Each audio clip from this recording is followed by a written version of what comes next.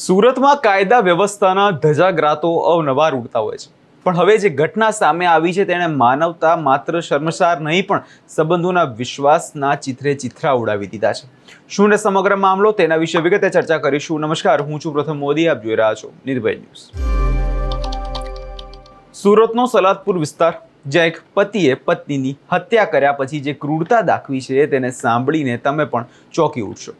એક પત્ની જેને પોતાના પતિ પર ભરોસો મૂક્યો, એ પતિએ તેની હત્યા કરીને પુરાવા મીટાવવા જે કાવતરું રચ્યું છે તેણે કાયદો અને વ્યવસ્થા પર ઘણા મોટા સવાલો અહીંયા ઊભા કરી દીધા છે. ઘટનાની જો વિગતે વાત કરી તો 20 એપ્રિલના રોજ આરોપી વિશાલ સાલ્વી અને તેની પત્ની શિલ્પા વચ્ચે છેલ્લા કેટલાય સમયથી અણબનાવ ચાલતો હતો. વાત એમ હતી કે વિશાલ કોઈ કામ ધંધો કરતો નહોતો, તેને કારણે ઘરમાં આર્થિક સંકળામણ રહેતી હતી. અવનવાર ઝઘડા થતા રહ્યા. 20મી તારીખે જ્યારે ઝઘડાએ એટલું ઉગ્ર સ્વરૂપ ધારણ કર્યું ત્યારે વિશાલે આવેશમાં આવીને શિલ્પાનું ગળું દબાવીને તેની હત્યા કરી દીધી. પણ આ ક્રૂરતા અહીં પૂરી નથી થતી. મેં એક મહિલાની ડેડ બોડી મળી આવી છે. કઈ રીતનો બનાવ છે, કોણે હત્યા કરી છે, કઈ રીતે તપાસ ચાલી રહી છે? ગોડાદરા પોલીસ સ્ટેશનમાં 2 દિવસ પહેલાં એક વિશાળ રણછોડભાઈ સાલ્વી કરીને 40 વર્ષના વ્યક્તિ આવ્યા હતા અને એણે ગોડાદરા પોલીસ સ્ટેશનમાં પોતાના વાઇફના મિસિંગ વિશેની ફરિયાદ દાખલ કરાવી છે, જેમાં એણે ડિટેલ આપી છે કે 4 દિવસ પહેલાં એ પોતાના ગોડાદરા વિસ્તારના ઘરમાંથી નીકળ્યા હતા 2 વ્હીલર પર પોતાના વાઇફને લઈને, અને કામથી માન દરવાજા પાસે એમને ડ્રોપ કર્યા હતા અને ત્યારથી એ મિસિંગ છે. આ બાબતે અમારી ટીમ ઓલરેડી કામ કરતી હતી અને મીનવાઇલ કાલે રાત્રે જે આ મિસિંગ દાખલ કરાવનાર વિશાલ સાલ્વી છે એ પોતાના ઘરે એક ચિઠ્ઠી લખી અને ઘરેથી નીકળી જાય છે. પોલીસ તપાસ દરમિયાન પોલીસ પણ ઇન્વેસ્ટિગેશન મિસિંગની કરી રહી હતી, એટલે એમના ફેમિલી મેમ્બરના કોન્ટેક્ટમાં હતા અને એમના જે ભોગ બનનાર અને જે હસબન્ડ છે વિશાલ, એના ઘરે એના દીકરા પાસેથી એક ચિઠ્ઠી મળે છે, જે ચિઠ્ઠીમાં વિશાલ લખીને જતા રહે છે કે ભાઈ મારી ભૂલ થઈ ગઈ છે અને આ રીતે એક ઘટના બની ચૂકી છે. એ સંદર્ભે પોલીસે તપાસ કરતાં જ્યારે ખબર પડી કે એનું જૂનું ઘર માન દરવાજા પાસે છે, તો બંધ મકાનમાંથી એક લાકડાના બક્સામાં ડેડ બોડી મળે છે. જે FSR રિપોર્ટ અને પ્રાઇમરી જે ઇન્વેસ્ટિગેશન અમારું પોલીસનું રહ્યું છે એમાં ખ્યાલ આવે છે કે 4 થી 5 દિવસ પહેલાંની કદાચ ડેડ બોડી હોઈ શકે છે. ડેડ બોડી થોડી ફૂલેલી હાલતમાં મળી આવે છે, બોડી પર સ્કાર પણ છે અને જેણે પણ આ કૃત્ય કર્યું છે એણે રો સિમેન્ટ પણ આ બોડી પર નાખેલો છે.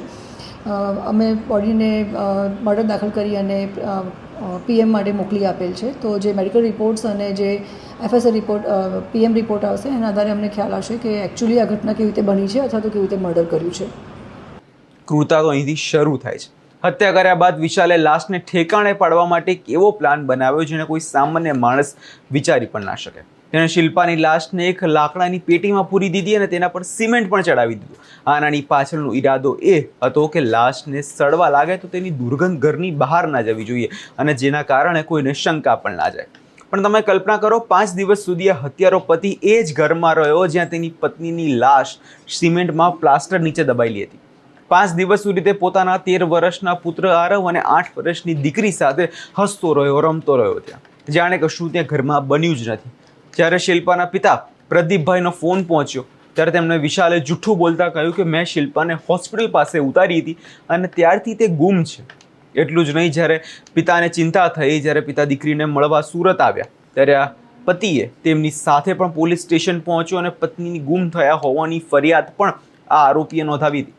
પોલીસ અને પરિવાર સામે પત્નીને શોધવાનું આણે ખૂબ જ મોટું કાવતરું અને નાટક રચ્યું. પરંતુ કહેવાય કે પાપનો ઘડો એક દિવસ તો ભરાતો જ હોય છે. 25 એપ્રિલની રાત્રે વિશાલને કદાચ સમજાઈ ગયું કે હવે તે લાંબો સમય સુધી બચી નહીં શકે. તેણે પોતાના 13 વર્ષના પુત્ર આરવને એક ચિઠ્ઠી આપી અને આ ચિઠ્ઠી આપીને તે પોતાના ઘરથી બહાર ફરાર થઈ ગયો. આરવે જ્યારે ચિઠ્ઠી વાંચી અને તેને ફોટો WhatsApp પર પોતાના એક સંબંધીને મોકલ્યો, જ્યારે આખા પરિવારના હોશ ઉડી ગયા હતા. એ ચિઠ્ઠીમાં વિશાલે લખ્યું હતું કે મેં ગુનો કર્યો છે અને આ માટે હું પોતે જ જવાબદાર છું. આ ચિઠ્ઠીમાં તેણે માત્ર ગુનાની કબૂલાત નહીં પરંતુ લાશ ક્યાં છુપાઈ છે, કેમ હત્યા કરી છે તેનું ચોક્કસ સરનામું અને કારણ પણ એ ચિઠ્ઠીમાં લખ્યું હતું. જ્યારે પોલીસે આ ચિઠ્ઠી જોઈ ત્યારે તેમના પણ હોશ ઉડી ગયા અને જૂના મકાને પહોંચી એક પેટી તોડી અંદરથી શિલ્પાની કોહવાયેલી લાશ જે છે મળી આવી હતી. વિશાલે પોતાની કબૂલાત ચિઠ્ઠીમાં લખ્યું કે લગ્ન જીવનના 3 વર્ષ પછી શિલ્પાના વર્તનમાં ફેરફાર આવ્યો હતો અને સતત ઝઘડા થઈ રહ્યા હતા. તેણે લખ્યું કે તે કંટાળી ગયો હતો અને મજબૂર થઈને આ પગલું તેના દ્વારા ભરવામાં આવ્યું છે. પણ સવાલ અહીંયા એ થાય છે, શું કોઈ પણ અણબનાવનું પરિણામ હત્યા હોઈ શકે? શું કોઈ આર્થિક સંકળામણ કોઈનો આટલો બધો ક્રૂર હોઈ શકે કે તે પોતાની પત્નીની લાશ પર સિમેન્ટનું પ્લાસ્ટર કરી દે, તેની હત્યા કરી દે? પોલીસ અત્યારે આ મામલે ગંભીરતાથી તપાસ જોવા જઈએ તો કરી રહી છે. FSLની ટીમે પુરાવા એકત્રિત કર્યા છે. જે રીતે લાશને છુપાવવામાં આવી તેને જોતા પોલીસને શંકા એ છે કે આ કોઈ આવેશમાં આવીને નહીં, પરંતુ ખૂબ જ પ્લાન કરીને ક્રૂરતાપૂર્વક હત્યા કરવામાં આવી હોય તેવું એક કાવતરું છે. આખી ઘટનામાં સૌથી વધુ જો કમનસીબ હોય તો ત્યાં દંપતીના 2 બાળકો છે. 13 વર્ષનો બાળક અને 8 વર્ષની જે દીકરી. જરા વિચાર કરો એ બાળકોની માનસિક સ્થિતિ અત્યારે શું હશે, જે 5 દિવસ સુધી એક છત નીચે રહ્યા જ્યાં તેમની માતાની લાશ દબાઈ હતી. આજે જ્યારે આ બાળકો પોતાની માતા ગુમાવી છે અને પિતા જેલમાં જવાની તૈયારીમાં જ છે ત્યારે હવે પોલીસ અત્યારે ફરાર આરોપીને શોધવા માટે પણ ચક્રો ગતિમાન કરી દીધા છે. એક તરફ પરિવારમાં અત્યારે ભારે રોષ છે. પરિવારના લોકો અત્યારે કહી રહ્યા છે કે તેમની જે દીકરી ગુમાવી છે તેમાં આરોપીને જલ્દીમાં જલ્દી પકડી લેવામાં આવે અને તેને કડકમાં કડક સજા કરવામાં આવે. છેલ્લા ઘણા સમયથી સુરતની વાત કરીએ તો સુરતમાં આવા બનાવો ઘણા બનતા આવ્યા છે. હત્યાનું પ્રમાણ જોવા જઈએ તો સુરતમાં દિવસે ને દિવસે વધી રહ્યું હોય તેવું લાગે છે, પરંતુ આ જે બનાવ અત્યારે સામે આવ્યો જેમાં હત્યા કર્યા પછી જે રીતે લાશને છુપાવવામાં આવી તેને જોતા આગળના સમયમાં વિચાર એ આવે કે આપણી માનસિકતા અત્યારે કઈ દિશામાં જઈ રહી છે. અને હવે જોવાનું એ રહે છે કે પોલીસ ક્યારે આરોપીને પકડે છે અને શું સજા થાય છે આરોપીને.